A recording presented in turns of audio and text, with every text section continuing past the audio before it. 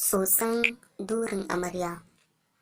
To yau ina so in yi magana akan yadda ake tsotsan gindin amarya, ko in ce yadda ake shan gindin amarya. To da farko dai akwai bidiyo wanda za mu kawo muku wanda shi practically ne an nuna yadda ake koyan abin. Don haka ga duk mai bukata sai ya danna subscribe, sannan ku danna alamar ƙararrawar sanarwa ta yadda za mu sanar da ku da zaran mun ɗora wannan bidiyo. Da farko dai kowa ya san abin da ake ce ma gindi, wani irin daɗi wanda ko kuɗi bai kai shi daɗi ba.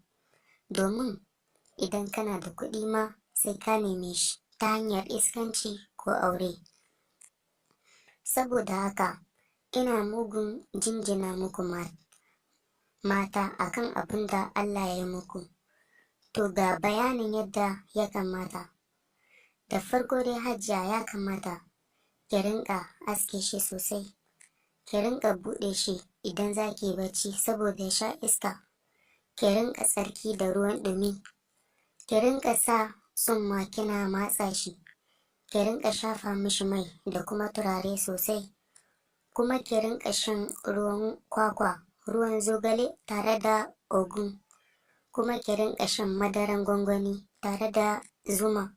Za ki zuba madaran gwangwani kamar guda 2 cikin cup, wato kofi, sai ki kaɗa shi sosai, sai ki rinka sha kowane safe. To idan kina hakan, idan alhaji ya zo tarayya da ke sai ya kusan suma saboda jin daɗi, saboda za ki wani irin daɗi sosai, gindinki kuma zai matse sosai, kuma ba za ki yi release da sauri ba, kuma wani ruwa mai shegen daɗi zai rinka fitowa daga cikin gindinki kafin ki yi release. Kuma idan kika zo yin release za ki sako ruwa mai mugun yawa, za ki ji wani irin daɗi da baki taɓa ji ba, kuma za ki yi release kusan sau 5 kafin ku gama, saboda idan kin zo release za ki kawo ruwa mai shegen daɗi, kuma idan mijinki ya tsotsa gindinki zai haɗiye ruwan duka, saboda test ɗin zai yi kamar madara na gwangwani. Saboda haka mata don Allah ku kula, kun ji? To sai gare ka ango, idan ka shiga ɗaki ka tuɓe mata kaya, kai ma ka tuɓe, ka zama zindir ita ma zindir, sai ka fara kisin ɗinta kamar za ka cinye mata harshe, ka rinka zuƙo harshenta kamar mai shan sweet, ka rinka sha mata kunne sosai, ka rinka matsa mata nono kaɗan-kaɗan, ka nemi gurin kan nonon nata kana sha, kana sa harshenka kana mulmula shi, wayyo daɗi.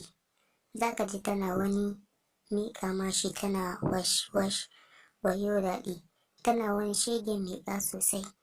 Can idan ka sa hannunka cikin gindinta za ka ji duk ya jiƙe sosai, ruwan suna kwararowa daga gindinta saboda irin haɗin da take sha sosai. Sai ka sa hannunka wurin wani ɗan hanta ƙarami da ke saman gindinta wanda Hausawa suke cewa mai gadi. Ha, shi za ka rinka mulmula shi kana ɗan kai shi sama kana dawowa da shi ƙasa. Idan ana mutuwa a dawo, kai ma za ka mutu, saboda ko an ce maza ta shiga ɓarayi sun shigo da bindiga ba za ta tashi ba, sai ka kuma dawowa ka sa bakinka cikin gindinta ka rinka zuƙo shi kana lasan mai gadin. Za ka ji tana wani irin ihu har sai makwabta sun san yau ana harka cikin gidanku. Za ka ji tana wayyo daɗi, ka fi kowane namiji daɗi. Kar ka bari angona tana wani wash a lokacin, ita kuma so kawai take yi ka saka abun nan naka mai shegen daɗi, saboda kana sawa za ka ji yana wani ƙara yana cakal-cakal, alaman ya jiƙa kenan. Sai ka sa hannunka ka rinka cakawa ciki up and down, can ƙasa za ka ga tana wani nishi tana miƙa shi sosai. alaman za ta yi release, to sai ka yi maza ka cire hannunka daga ciki, saboda kar ka bari ta yi release da sauri. Sai kun kai kusan minti 80 kuna wasa irin haka. Idan ka cire hannunka, to ruwan zai ƙara komawa ciki. Ba zai fito ba, komawan shi wani daɗi ne kuma a gare ta, saboda yana da daɗi sosai ya rinƙa fitowa yana komawa. Idan ka gama tsotson nononta har sun fito duka, sai kawai ka dawo ƙasa ka fara tsotson gindinta sosai. Ka sa yatsunka guda biyu kana cakawa sosai. Sai kawai tana kawo ruwa kamar famfo, saboda za ta iya kaiwa minti 10 ruwan bai gama fitawa.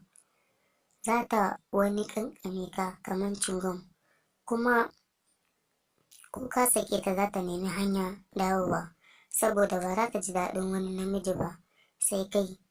Don namijin da yake daga arewa idan ya iya irin wannan, habawa shine jarumi.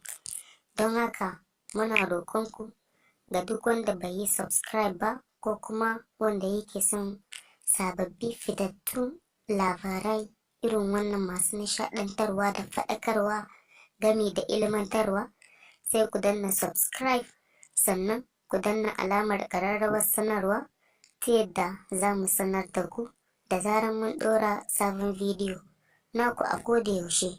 Sannan muna roƙonku da ku tura ma sauran group masoya 24. Mun gode.